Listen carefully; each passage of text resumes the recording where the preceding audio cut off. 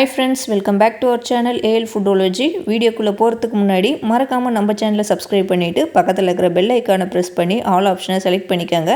அப்பதான் நான் போடுற எல்லா வீடியோஸோட நோட்டிஃபிகேஷன் உங்களுக்கு கிடைக்கும். இன்ஸ்டாகிராம்லயே அப்படியே நம்ம பேஜை ஃபாலோ பண்ணிக்கங்க. இன்னைக்கு நல்ல ஒரு டேஸ்டான தேங்காய் சாம்பார் ரெசிபி தான் செய்ய போறோம். வாங்க எப்படி செய்யறதுன்னு பார்க்கலாம்.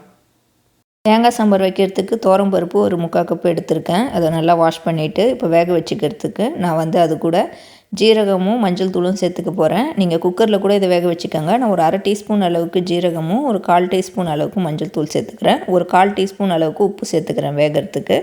இது எல்லாத்தையும் ஒன்றா நல்லா நம்ம இப்போ கலக்கி விட்டுக்கலாம். இதை ஒரு லிட்டு போட்டு மூடி பருப்பு வெந்து வர வரைக்கும் நல்லா வேகட்டும். அது வரைக்கும் குக் பண்ணிக்கலாம். இப்போ சாம்பார் செய்கிறதுக்கு நான் ஒரு பாத்திரம் வச்சுருக்கேன். அதில் 2 டேபிள் ஸ்பூன் அளவுக்கு நல்லெண்ணெய் சேர்த்துக்கிறேன். நீங்கள் கடலை எண்ணெயில் கூட செய்யுங்க. நான் நல்லெண்ணெய் தான் சேர்த்துருக்கேன். ஆயில் ஹீட் ஆன பிறகு 1/4 டீஸ்பூன் அளவுக்கு வெந்தயம், 1/4 டீஸ்பூன் அளவுக்கு கடுகு, கொஞ்சம் பெருங்காயத்தூளும் கொஞ்சம் கருவேப்பிலையும் சேர்த்து தாளிச்சிக்கலாம். இது கூட நான் சாம்பார் வெங்காயம் ஒரு 100 கிராம் சேர்த்துக்கிறேன். சாம்பார் வெங்காயத்தை கட் பண்ணி தான் நான் சேர்த்துருக்கேன். முழுசாக போட்டாலும் இது நல்லாயிருக்கும். 4 பல் பூண்டும் ஒரு 2 பச்சை மிளகாவும் கீரி அதையும் சேர்த்துருக்கேன். இப்போ இது எல்லாத்தையும் நல்லா கொஞ்சம் நேரம் வதக்கி விட்டுக்கலாம். உங்களுக்கு சாம்பார் வெங்காயம் கிடைக்கலனா நீங்கள் நார்மல் வெங்காயத்தில் கூட இந்த சாம்பார் செஞ்சு பாருங்கள், நல்லா டேஸ்ட்டாக இருக்கும். இப்போ இதை வதக்கிட்டு நம்ம ஸ்லைஸ் பண்ணி வச்சுருக்க ஒரு தக்காளியை சேர்த்து அதோட வதக்கிக்கலாம். இப்போது தக்காளியை நம்ம நல்லா இது மாதிரி வதக்கிக்கலாம்.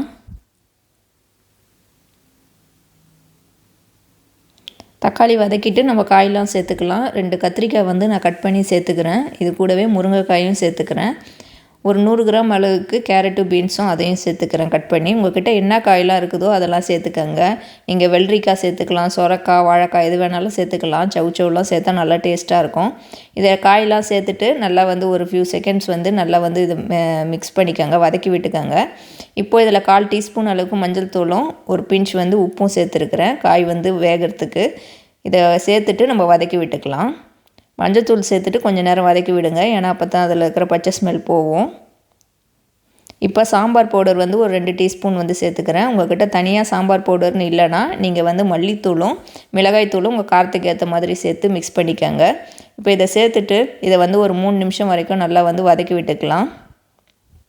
இப்போது இந்த சாம்பார் காயெலாம் வேகிறதுக்கு தேவையான அளவுக்கு தண்ணி சேர்த்துக்கலாம். சாம்பாருக்கு உங்களுக்கு எந்த அளவுக்கு சாம்பார் வேணுமோ அதுக்கேற்ற மாதிரி தண்ணி அளவு பார்த்து சேர்த்துக்கோங்க. ஒரு 1/4 டீஸ்பூன் அளவுக்கு உப்பு சேர்த்துட்டு காய் வேகிறதுக்கு இது எல்லாத்தையும் ஒன்றா நல்லா மிக்ஸ் பண்ணிக்கிறேன். இப்போ இதை ஒரு லிட்டு போட்டு மூடிக்கலாம். இது ஒரு 1/2 அன் ஹவர் நல்லா காயெலாம் கொதித்து வரட்டும். அதுக்கப்புறமேட்டு நம்ம ஓப்பன் பண்ணி பார்க்கலாம். இப்போது காயெலாம் நல்லா வெந்துருச்சான்னு நம்ம செக் பண்ணிக்கலாம். நான் ஒரு 1/2 மணி நேரத்துக்கு அப்புறம் இந்த லிட் ஓப்பன் பண்ணி பார்க்குறேன். பாருங்கள், காயெலாம் நல்லா வெந்துருச்சு. இதை லைட்டாக நம்ம மிக்ஸ் பண்ணி விட்டுக்குவோம். இதில் நான் ஒரு சின்ன நெல்லிக்காய் சைஸ் புளி எடுத்து கரைச்சி வச்சுருந்தேன். அந்த புளி தண்ணியை இப்போ இதோட சேர்த்துக்கலாம். காய் வெந்த பிறகு புளி தண்ணி சேர்த்துக்கோங்க. முன்னாடியே சேர்த்திங்கன்னா காய் வேகிறதுக்கு லேட் ஆகும். இப்போ இது எல்லாத்தையும் லைட்டாக நம்ம மிக்ஸ் பண்ணிவிட்டு நம்ம வேக வச்சுருந்த பருப்பை இதோட சேர்த்துக்கலாம். பருப்பு சேர்த்துட்டு நம்ம நல்லா மிக்ஸ் பண்ணி விட்டுக்கலாம். உங்களுக்கு சாம்பார் எந்த அளவுக்கு கன்சிஸ்டன்சி வேணுமோ அதுக்கேற்ற மாதிரி பார்த்து செஞ்சுக்கோங்க. இப்போது இந்த சாம்பாருக்கு தேவையான அளவு உப்பு சேர்த்துக்கிறேன். உப்பு ஏற்கனவே நம்ம பருப்புலாம் வேக வைக்கிறப்போ சேர்த்துருக்கோம். அதனால் பார்த்த அளவாக சேர்த்துக்கோங்க. அதை மிக்ஸ் பண்ணி விட்டுட்டு நான் திரும்ப இதை மூடி வச்சுக்கிறேன். இது ஒரு 1/4 மணி நேரம் நல்லா கொதித்து வரட்டும். அதுக்குள்ளே நம்ம சாம்பாருக்கு தேவையான தேங்காய் அரைச்சிக்கலாம். உங்கள்கிட்ட தேங்காய் பூவாக நீங்கள் துருவன பூவாக இருந்துச்சுன்னா அப்படியே சேர்த்துக்கோங்க. என்கிட்ட இது மாதிரி இருக்கிறதுனால நான் ஒரு மிக்ஸி ஜாரில் 2 டீஸ்பூன் அளவுக்கு சேர்த்துருக்கேன். இதை நல்லா கோர்ஸாக அரைச்சிக்கோங்க. தேங்காய் கூட வேறு எதுவும் வச்சு நான் அரைக்கல, வெறும் தேங்காய் தான் சேர்த்துக்க போகிறேன். இப்போ நான் கொஞ்சம் நேரம் கழித்து லிட் ஓப்பன் பண்ணிட்டேன். சாம்பார் நல்லா கொதித்து ரெடி ஆகிடுச்சு. இப்போ நம்ம அரைச்சி வச்ச தேங்காவை இதில் சேர்த்துக்கலாம். தேங்காய் பூ சேர்த்துக்கிறேன். தேங்காய் கூட நான் கொஞ்சம் மிக்ஸி ஜாரில் தண்ணி சேர்த்து இதோட ஆட் பண்ணியிருக்கேன். இதை நல்லா கலக்கி விட்டுக்கோங்க. இதை ஓப்பன்லேயே வச்சு ஒரு 5 நிமிஷம் இப்போ நம்ம கொதிக்க விடலாம். ஏன்னா தேங்காயில் இருக்கிற பச்சை ஸ்மெல் போகும். அதுக்கப்புறம் நம்ம ஸ்டவ் ஆஃப் பண்ணிக்குவோம். லாஸ்ட்டாக கட் பண்ணி வச்சுருக்க கொத்தமல்லி இலையை நான் சேர்த்துக்கிறேன். கொத்தமல்லி இலை சேர்த்துட்டு எல்லாத்தையும் ஒன்றா நல்லா மிக்ஸ் பண்ணிக்கலாம். இதில் நம்ம வெறும் தேங்காய் மட்டும்தான் சேர்த்துருக்கோம். தேங்காய் கூட வேறு எதுவும் வச்சு அரைக்கல. அதே மாதிரி இந்த சாம்பார் கொஞ்சம் தண்ணியான கன்சிஸ்டன்சியில் இருந்தால் தான் நல்லாயிருக்கும். ரொம்ப திக்காக இருந்துச்சுன்னா அது கூட்டு மாதிரி ஆகிடும். இப்போ நம்மளோட தேங்காய் சாம்பார் சூப்பராக ரெடி ஆகிடுச்சு. நான் இப்போ சர்வ் பண்ணிவிட்டு காட்டுறேன். பாருங்கள், சாம்பார் நல்லா சூப்பராக இருக்குது பாருங்கள். இது வந்து நம்ம இட்லி தோசை அதுக்கு கூட ஊற்றி சாப்பிடலாம், சப்பாத்தி கூட சாப்பாட்டுக்கும் நல்லாயிருக்கும்.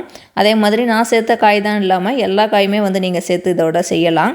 இது நம்ம எப்போதும் நார்மலாக செய்கிறத விட சாம்பாரில் கொஞ்சம் நம்ம தேங்காய் சேர்த்து செய்கிறதுனால தேங்காயோட டேஸ்ட் வந்து சாம்பாருக்கு நல்லா சூப்பராக இருக்கும். இது வந்து நீங்கள் கண்டிப்பாக ட்ரை பண்ணி பார்த்துட்டு எப்படி இருந்துச்சுன்னு கமெண்ட் பண்ணுங்கள். இந்த வீடியோ உங்களுக்கு பிடிச்சிருக்கும்னு நினைக்கிறேன். பிடிச்சிருந்தால் லைக் பண்ணிக்கோங்க. இந்த வீடியோவை உங்கள் ஃப்ரெண்ட்ஸ் அண்ட் ஃபேமிலிஸ்க்கும் ஷேர் பண்ணி விடுங்க. நம்ம ஏஎல் ஃபுட்டாலஜி சேனலை இது வரைக்கும் சப்ஸ்கிரைப் பண்ணாமல் பார்க்குறவங்க மறக்காமல் சப்ஸ்கிரைப் பண்ணிவிட்டு பக்கத்தில் இருக்கிற பெல் ஐக்கானையும் ப்ரெஸ் பண்ணிக்கோங்க. தேங்க்யூ ஃபார் வாட்சிங்.